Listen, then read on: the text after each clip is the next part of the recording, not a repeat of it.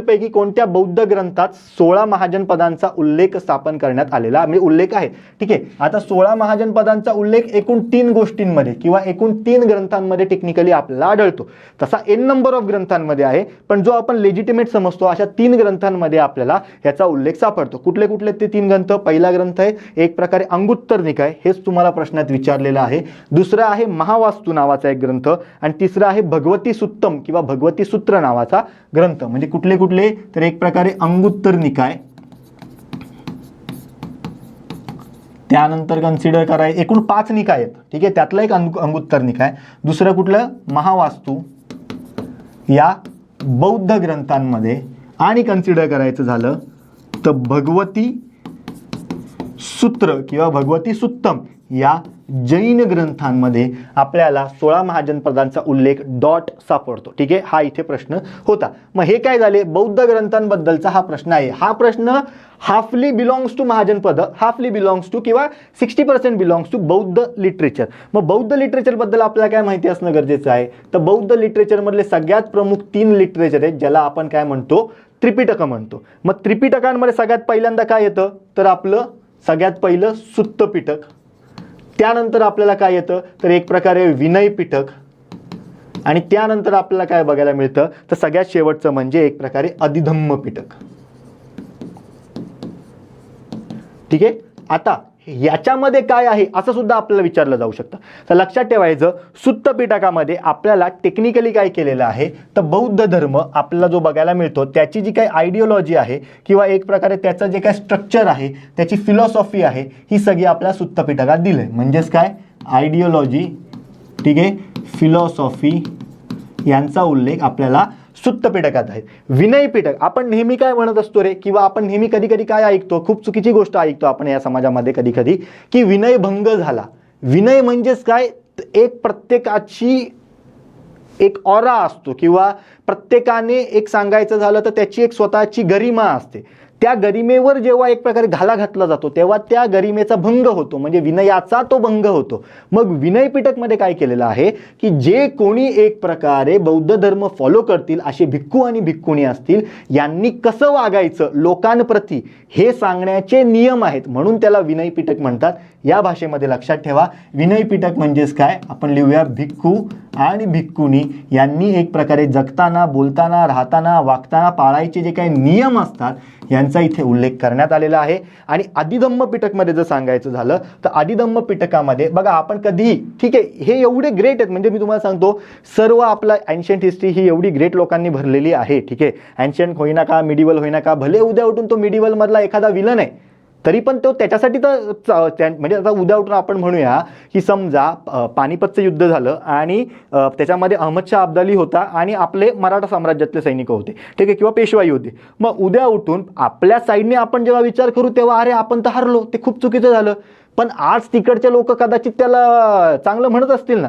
म्हणून इतिहास आहे ना हा पॉईंट ऑफ व्ह्यूवर डिपेंड करतो. ठीक आहे, म्हणून आपण इतिहासामधनं फक्त शिकायचं असतं, जज नसतं करायचं कधीच कोणाला. मग जेव्हा आपण बघतो तेव्हा आज आपल्याला काही एक महत्त्वाची गोष्ट असते बघा, कुठेही गेल्यावर ना FAQs असतात. FAQ म्हणजेच काय? Frequently asked question. कुठल्याही वेबसाईटवर जातात ना तेव्हा तिथे FAQs दिलेले असतात, म्हणजे जिथे सगळ्यात महत्त्वाचे जे काही सगळ्यांचे कॉमन प्रश्न आहेत त्यांची ऑलरेडी उत्तरं दिलेली असतात, की समजा तुमचा प्रश्न त्यातला असेल तर बघा, उत्तर बघा आणि तुमचं तुम्ही काम करा, तुम्हाला पुन्हा वेगळं काय करायची गरज लागणार नाही. सेम तसंच मित्रांनो हे आदिधम्म पिटकमध्ये आपल्याला बौद्ध धर्माबद्दलच्या सगळ्या गोष्टी या प्रश्नोत्तर स्वरूपात मांडलेल्या आहेत. प्रश्नोत्तर स्वरूपात, की ज्याच्यामध्ये मग तुमचा बौद्ध धर्माची फिलॉसॉफी आहे, बौद्ध धर्माची आयडिओलॉजी आहे, गौतम बुद्ध यांचे विचार आहेत, या सगळ्या गोष्टी याच्यात टाकल्या आहेत आणि यांनाच आपण एकत्रितपणे काय म्हणतोय? त्रिपिटक म्हणतोय. ठीक आहे, या त्रिपिटकामध्ये सुत्त पिटक हे सगळ्यात मोठं असणार आहे ना, कारण आयडिओलॉजी, फिलॉसॉफी या सगळ्या गोष्टी मेन्शन केल्या आहेत. त्याच्यामध्येच आपल्याला काय बघायला मिळतात? तर वेगवेगळे निकाय बघायला मिळतात. मग असे एकूण जर सांगायचं झालं तर आपल्याकडे 5 निकाय अस्तित्वात आहे. मग त्यातलं एक अंगुत्तर निकाय ज्याच्यात महाजनपदांचा उल्लेख आहे आणि मग दीर्घ निकाय. बरं, आता हे 3 ऑप्शन्स आपल्याला काय सांगतात? तर लक्षात ठेवायचं, या दीर्घ निकायमध्ये आपल्याला कशाचा उल्लेख केलेला आहे? तर दीर्घ निकायमध्ये, थांबा कुठे गेला आपला मग असं पेन,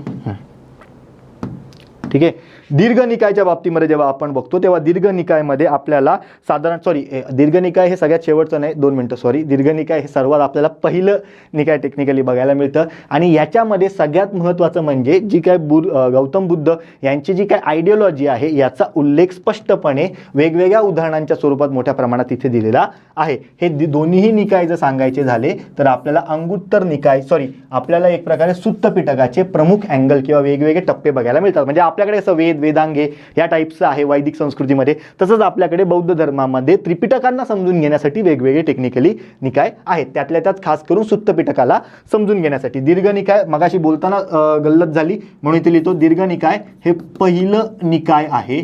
एकूण किती आहेत मग या 5 पैकी. ठीक आहे. नीतिशास्त्र नावाची जी गोष्ट आहे ना, हे नीतिशास्त्र मुळात लिटरेचर आपल्याला बघायला मिळतं आणि हे लिटरेचर एक प्रकारे वैदिक संस्कृतीला बिलॉंग करतं, वैदिक कल्चरला बिलॉंग करतं. It has nothing relevance with Buddhism. काही नीतिशास्त्रातले बौद्ध धर्मातल्या नीतिशास्त्राचे ग्रंथ आहेत पण तो भाग वेगळा. पण नीतिशास्त्र प्रॉपर जर बघायचं झालं तर इट रिलेट्स टू वैदिक कल्चर.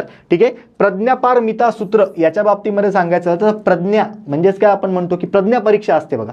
म्हणजेच काय कन्सिडर करायचं झालं तर मेरिटची विजडमची परीक्षा असते.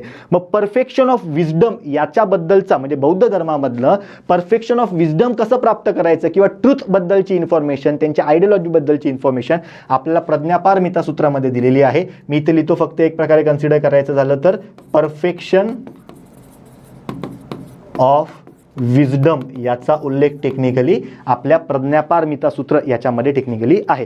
ठीक आहे. मग अजून कुठले आपण म्हणू शकतो की जे बौद्ध धर्माचे आपल्याला ग्रंथ सांगितले जातात. ठीक आहे. मग ते आपण कुठले कुठले म्हणूया तर साधारणतः सगळ्यात महत्त्वाचं म्हणजे एक प्रकारे आपल्याला काय बघायला मिळतं तर जातक कथा आहेत.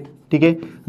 500 जातक कथा असं म्हटलं जातं. या शाहीमध्ये लिहिलेले एक्स्ट्रा प्रश्न आहेत म्हणजे एक्स्ट्रा ग्रंथ आहेत. ठीक आहे. जातक कथांमध्ये आपल्याला गौतम बुद्ध यांच्या आयुष्याशी किंवा गौतम बुद्ध यांच्या फिलॉसॉफीशी किंवा गौतम बुद्ध यांच्या पुनर्जन्माच्या कहाण्या मोठ्या प्रमाणात इथे सांगितलेल्या बघायला मिळतात. या जातक कथांमध्ये येतात. त्यानंतर जर सांगायचं झालं तर एक प्रकारे दीपवंश. ठीक आहे.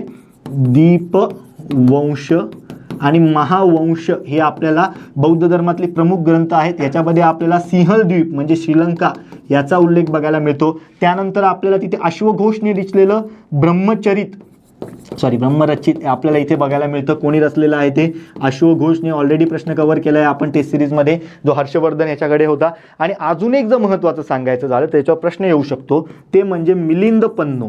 ठीक आहे. मिलिंद पन्नो नावाचं आपल्याला एक पुस्तक बघायला मिळतं ज्याच्यामध्ये आपण बघतो टेक्निकली जर सांगायचं झालं तर मिनॅंडर आणि नागसेन हा बौद्ध भिक्खू म्हणजे मिनॅंडर हा टेक्निकल तिकडचा राजा वगैरे आणि एक प्रकारे आपल्याकडे नागसेन या या बुद्ध धर्मातल्या एका भिक्खूच्या माध्यमातला प्रश्नोत्तरांचा अहवाल आपल्याला मिलिंद पन्नो याच्यामध्ये नमूद केलेला आहे. हे एवढं आपल्याला माहिती असणं गरजेचं आहे या प्रश्नाच्या बाबतीमध्ये आणि हे एवढंच वाचायचं. ठीक आहे. हे कदाचित तुम्ही पहिल्यांदा ऐकताय म्हणून तुम्हाला हेवी जाणवत असेल कारण कधीच कोणी तुम्हाला एवढं सांगितलं नाही. पण ॲटलिस्ट तुम्हाला हे कळणं अपेक्षित आहे की एखाद्या प्रश्नाबद्दल आपण एवढ्या डेप्थमध्ये गेलो की आता याच्यावर तुम्हाला याच कंटेंटवर याच पेपरवर हवं तर स्क्रीनशॉट काढून घ्या. तुम्हाला साधारणतः अजून एखाद दुसरे प्रश्न डॉट तयार होऊ शकतात की जे पुढच्या परीक्षेला अपेक्षित आहेत. त्यामुळे हे एवढं एक प्रकारे इथे बघून घ्यायचं. पुढे बघा